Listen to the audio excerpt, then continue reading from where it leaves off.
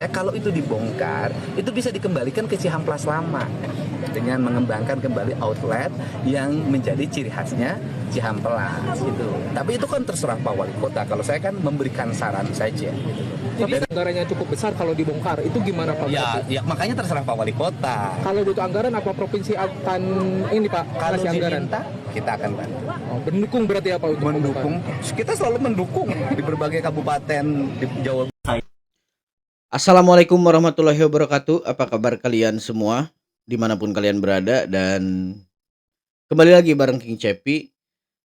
Teras Cihamplas yang dibangun oleh Gubernur RK yang selama ini juga dibangga-banggakan ya oleh pemerintah Pemprov Jawa Barat di periode sebelumnya. Saat ini Kang Deddy mulai merencanakan pembongkaran terhadap teras Cihamplas, yang mana Kang Deddy Mulyadi ini lebih mementingkan aspek lingkungan. Kang Deddy merasa bahwa adanya teras Cihamplas ini sedikit mengganggu lah gitu, sedikit mengganggu lalu lintas, dan juga pohon-pohonnya itu ketutup gitu oleh teras Cihamplas tersebut. Tapi itu memang sudah menjadi hukum alam ya bro, di mana pembangunan modern pasti bakal mengorbankan ekosistem gitu, dan juga lingkungan pasti dikorbankan tentunya. Nah, pro kontra pasti terjadi.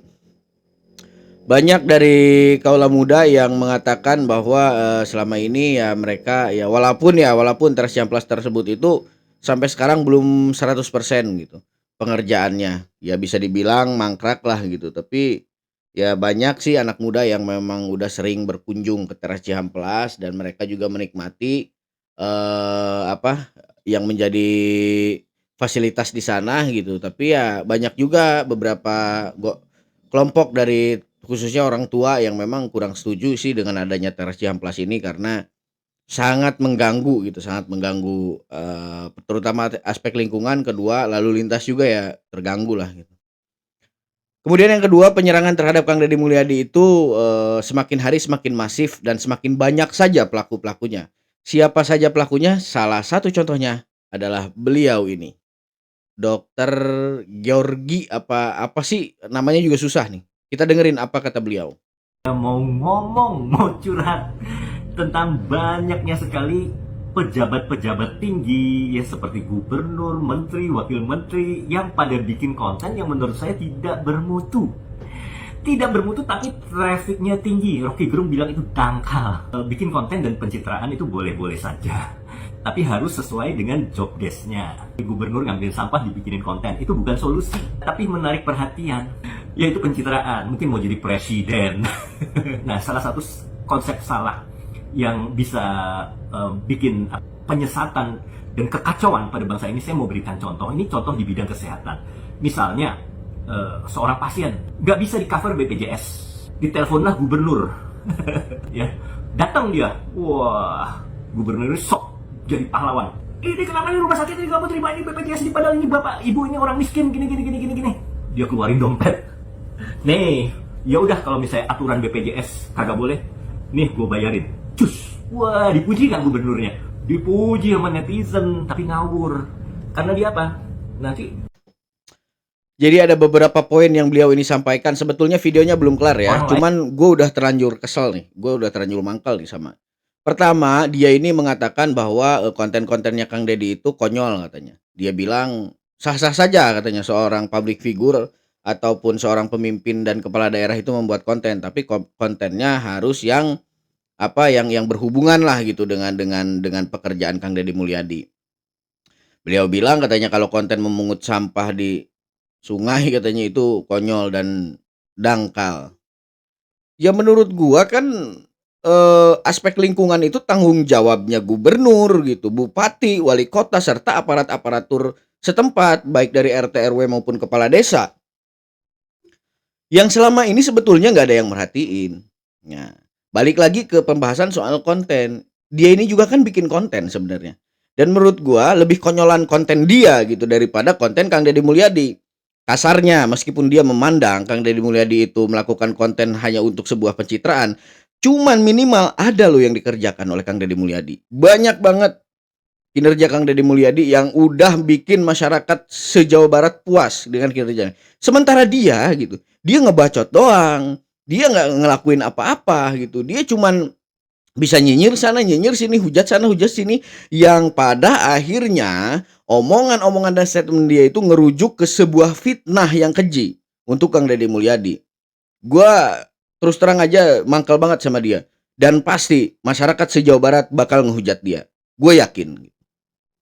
Jadi memberikan image yang buruk pada sistem BPJS. Aturannya maunya dilanggar apa-apa, nanti telepon gubernur atau mungkin ngadu ya, nanti datengin preman dan lain sebagainya. Kacau. Nah itulah saya sebelnya di situ. Jadi pejabat banyak yang ngawur. Jadi lu itu sebenarnya iri, makanya lu sampai nyinyir kayak gitu.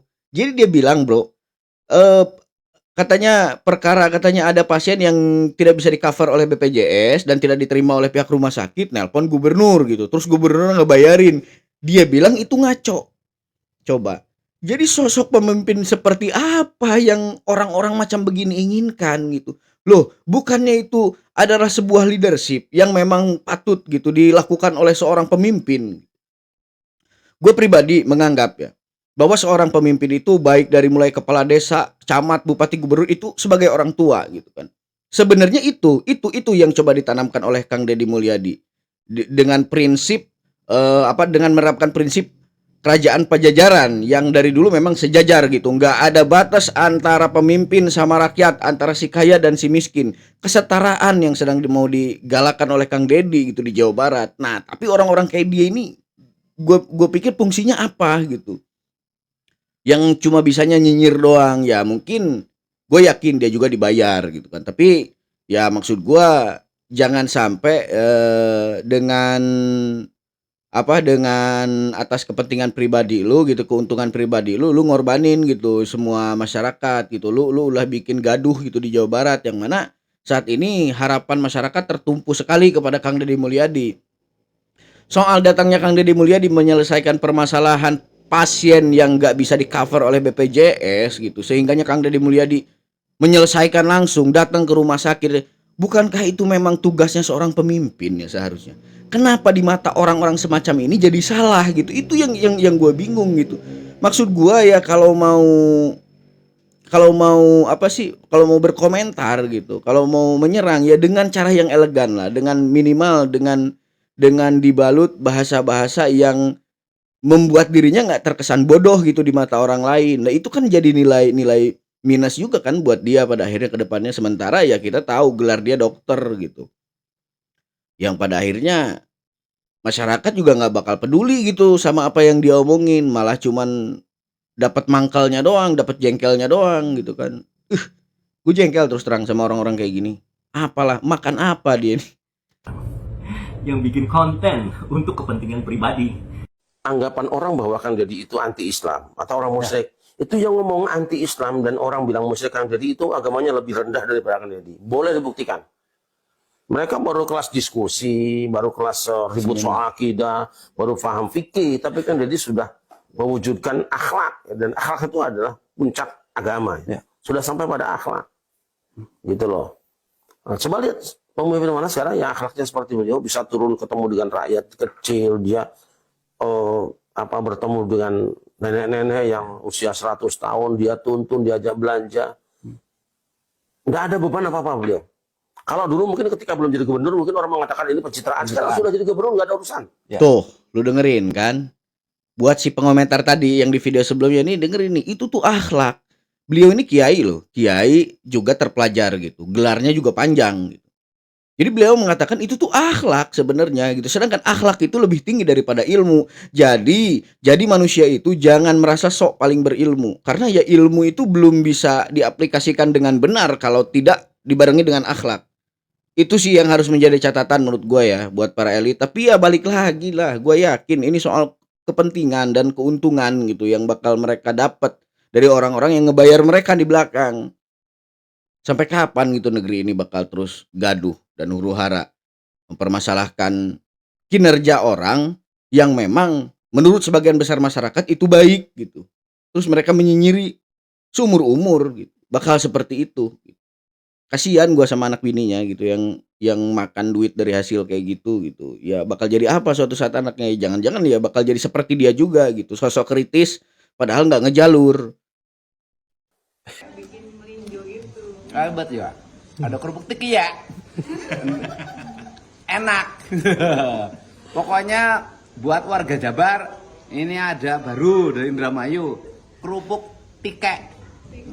Kalau saya hari ini makan tike, besok saya nyari tika. Ini yang salam dulu, salam dulu.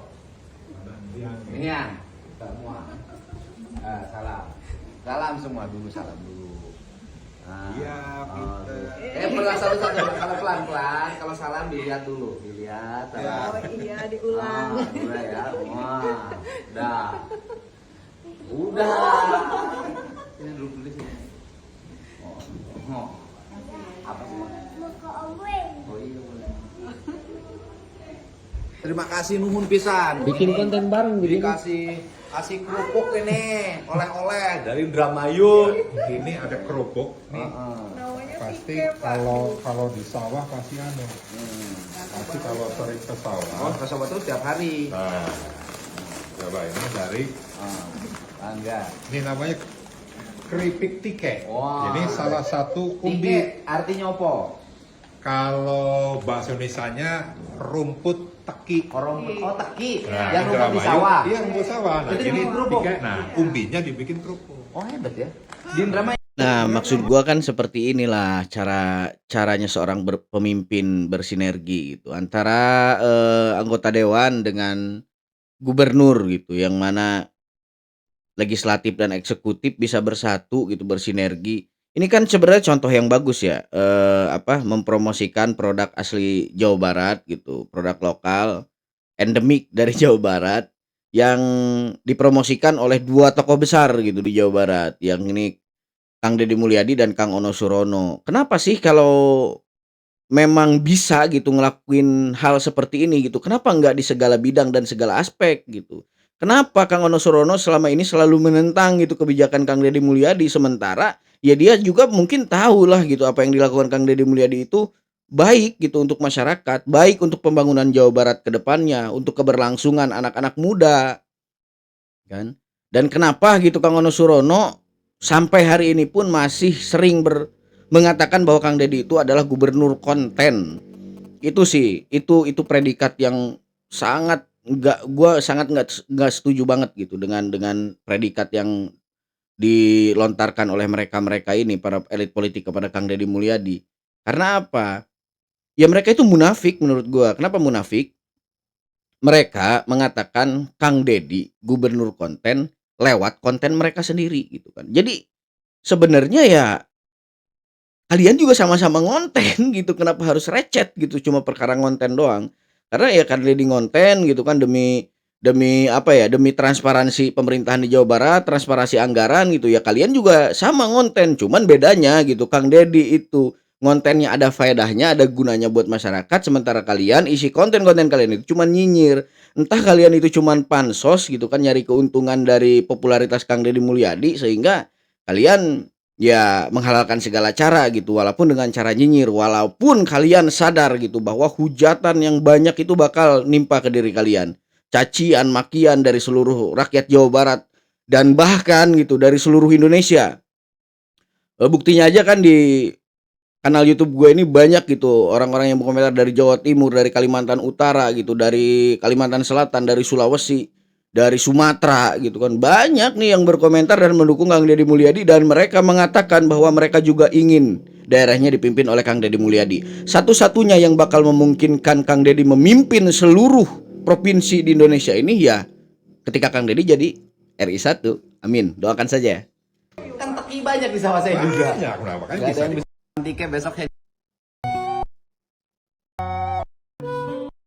Mah antara buaya jeung bayawak. Nah, ini satu lagi nih, yang kemarin juga sempat kita bahas ya. Ini entah ustadz dari mana, dan gue juga nggak tahu nama ustadz ini ustadz siapa gitu kan, yang mengatakan Kang Deddy pertama gitu gubernur pencitraan, yang kedua Kang Deddy sering turun ke sungai-sungai gitu untuk memungut sampah, Dia bilang yang sering turun ke sungai untuk memungut sampah itu kalau nggak buaya ya biawak gitu. Jadi ini nih sebenarnya hujatan yang nggak mencerminkan bahwa dia sosok seorang ustadz ya, sosok seorang pemuka agama gitu. Kenapa sih gitu? Orang-orang seperti kalian yang pasti punya masa, pasti punya panutan gitu, yang pasti juga memiliki pengikut, harus berkata seperti itu gitu, tanpa dipikir resikonya bahwa ke depannya gitu kan, pengikut kalian meskipun hanya beberapa gelintir orang gitu, pasti akan melakukan hal yang sama dan itu dosa besar loh. Itu dosa besar buat yang mencontohkan gitu. Seperti kalian kan tokoh-tokoh agama yang pasti memiliki santri kan. Ya santri kalian juga bakal berkata seperti itu nanti gitu ke depannya. Bakal sama-sama ngehujat Kang Deddy Mulyadi. Walaupun itu sebenarnya fitnah yang dilontarkan. Nah, akhirnya dosanya itu ya dia juga dapat gitu. Kenapa sih harus harus selalu seperti itu gitu ya. Kita doakanlah semoga ke depannya semua bisa lebih baik lagi lah. Udah capek gitu kan kita juga nyaksiin huru-hara dan kegaduhan politik yang terjadi di Jawa Barat selama ini padahal kita lagi dapat pemimpin yang memang sangat satu ide dan sejalan dengan rakyat. Bah, kita lihat gubernur Jawa Barat. Ada rumah sakit umum daerah di Jawa Barat. Namanya Rumah Sakit Umum Daerah Al-Ihsan. Nah, kenapa dikasih nama Al-Ihsan? Karena dulu waktu bangunnya kerjasama Pemda dengan basis. Kalau beliau ini udah nggak aneh lagi ya. Karena di semua pemerintahan juga beliau selalu ribut gitu, selalu nyerang pemerintahan yang sedang berkuasa. Jadi soal Habib Rizik ini ya dari jauh-jauh hari gue udah memprediksi sih pasti bakal turun gitu kan, pasti bakal ikut campur juga gitu urusan pemerintahan di Jawa Barat. Walaupun sebenarnya bukan kapasitas dia karena dia mungkin ya kalau di bidang pemerintahan ya dia nggak tahu apa-apa gitu. Mungkin cara kerja pemerintahan juga dia kurang paham. Ada satu lagi sebetulnya yang pasti turun juga gitu suatu saat. Entah di detik-detik Kang Deddy mungkin nanti ketika Kang Deddy dibaiat sebagai calon presiden RI gitu. Entah mungkin sebentar lagi dia juga bakal turun gitu. Yakni ya kalian tahu lah, gua nggak mau nyebutin nama ya. Seorang Habib juga tentunya yang lebih frontal dan lebih keras gitu. Bahkan orasi dia gua nggak bilang itu tausiah ya, bahkan gua lebih mandang itu sebagai orasi gitu. Orasi dia itu ya teriakannya luar biasa gitu. Dia sangat vokal sekali gitu menyuarakan, menghujat, bahkan mencaci maki pemerintahan yang sedang berjalan gitu.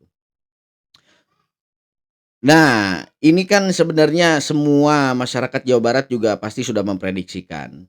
Tapi ya kita lihat aja gitu sejauh mana mereka bisa bertindak dan berbuat gitu. Apakah memang masyarakat bakal bisa terdoktrin oleh statement-statement yang mereka keluarkan tentang Kang Deddy Mulyadi gitu ataukah justru mereka yang bakal jadi bulan-bulanan netizen di media sosial.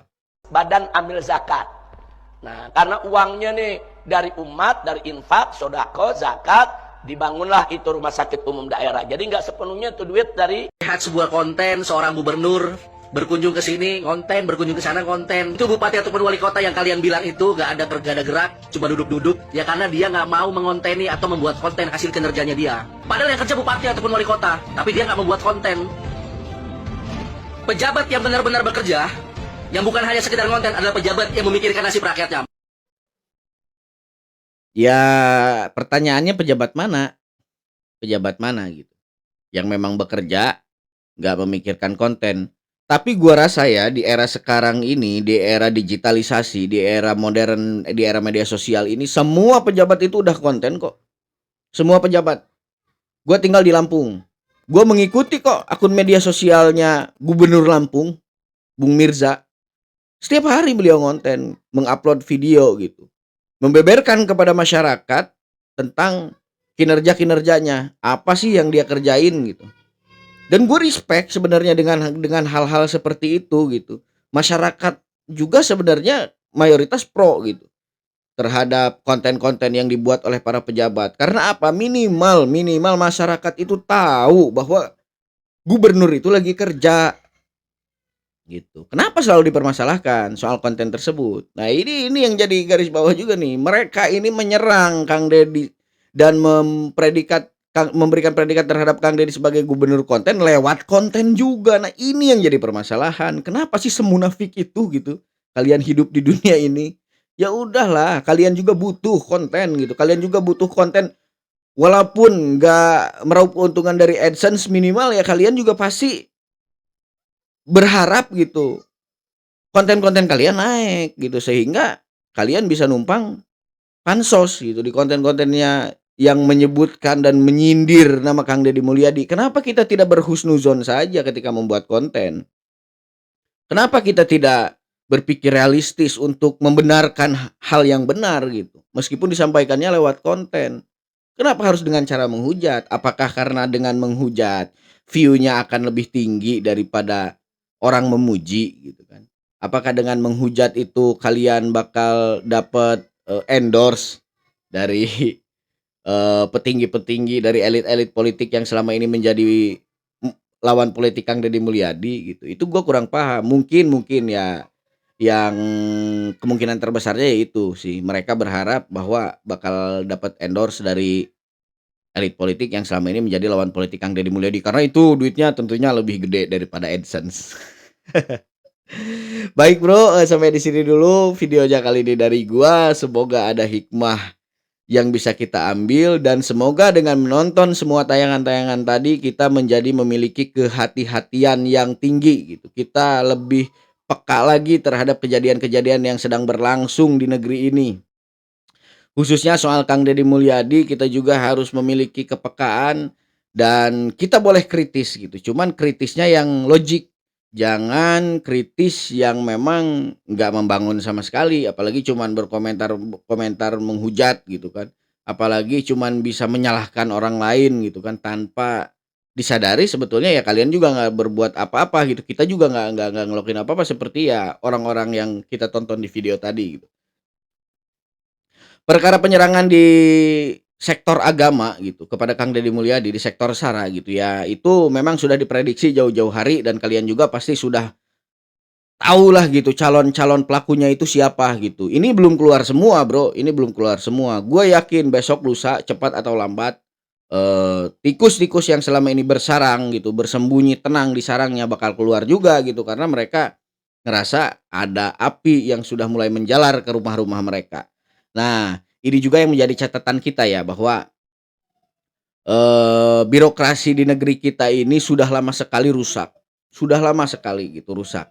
Jadi ketika ada pembenahan di bidang birokrasi gitu, maka banyak orang yang bakal memandang ini sebuah keanehan gitu, karena orang biasanya melihat kerusakan gitu terus dihadapkan kepada sebuah pemandangan di mana ada seseorang tokoh gitu yang membenahi kerusakan-kerusakan itu. Jadi bakal terkesan aneh dulu gitu pada awalnya, tapi akhirnya juga kita akan terbiasa kok gitu dengan pembenahan-pembenahan yang terjadi gitu, yang dilakukan oleh Kang Deddy Mulyadi. Jadi kalau kita ingin berbenah diri, kita ingin kedepannya lebih baik lagi, ya kita kawal gitu Kang Deddy Mulyadi. Kita kawal di media sosial, baik pun di dunia nyata gitu, agar supaya kita nggak kecolongan gitu, kita nggak kalah oleh orang-orang munafik yang memang ingin menjatuhkan elektabilitas Kang Deddy Mulyadi. Bahkan tadi juga di awal video kita melihat ada sebuah ketakutan dari si dokter tadi yang gue juga susah nyebutin namanya, bahwa katanya kenapa harus turun ke gorong-gorong, apakah mau nyalon presiden gitu kan. Nah ini kan kewaswasan yang belakangan ini dialami oleh para elit politik ya, yang memang mereka merasa bahwa ada sosok, ada tokoh yang bakal mereka calonkan yang memang sampai saat ini namanya belum bisa dimunculkan ke permukaan, sedangkan Kang Deddy saat ini sudah ngebut gitu, memompa elektabilitasnya, sehingga ya Kang Deddy sekarang yang paling nonjol gitu, yaitu resiko. Kalau hukum alam kan ilmu paku tadi ya, mana paku paling nonjol itu yang paling sering kepukul gitu. Jadi tapi nonjol itu bukan berarti buruk ya bre ya, kalau dibarengi dengan akhlak dan perlakuan yang baik maka penonjolan kita itu akan bermanfaat bagi orang banyak. Baik bro, gua King Cepi, terima kasih sampai hari ini masih menyaksikan konten-konten gua, dan semoga juga kalian diberikan kesehatan, mulus rahayu, berkah selamat, dilimpahkan rezeki yang banyak. Gua nggak bosan-bosan ngedoain kalian semua yang baik-baik, dan gua juga minta dinoakan yang baik-baik oleh kalian semua gitu. Terima kasih, mohon maaf jika ada salah kata ataupun salah dari penyampaian gua, yaitu memang merupakan kesalahan gua pribadi dari keterbatasan gua sendiri gitu. Gua King Cepi. Assalamualaikum warahmatullahi wabarakatuh.